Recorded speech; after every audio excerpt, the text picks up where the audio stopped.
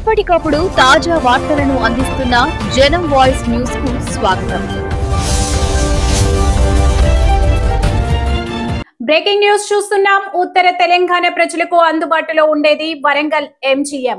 ఇది ఎంజీఎం లో దారుణం చోటు చేసుకుంది. ఒకే సిలిండర్ ను ఉపయోగించి ఇద్దరు కవల పిల్లలకు ఉపయోగిస్తున్న వైనం. వారితో వార్డ్ బాయ్ లేదు. పసి పాపలను వేసుకుని ఇలా వెళ్తున్నారు. మనం విజువల్స్ లో చూస్తున్నాం. ఇక వివరాల్లోకి వెళ్తే రాష్ట్రంలో అగమ్య గోచరంగా వైద్య ఆరోగ్య శాఖ. వరంగల్ ఎంజీఎం ఆసుపత్రి దుర్భర స్థితిలో ఉంది. ఇద్దరు పేషెంట్లు ఒకే బెడ్ లో ఉండటమే కాకుండా ఒకే సిలిండర్ ను ఇద్దరిద్దరికి ఒకేసారి ఉపయోగిస్తున్నారు.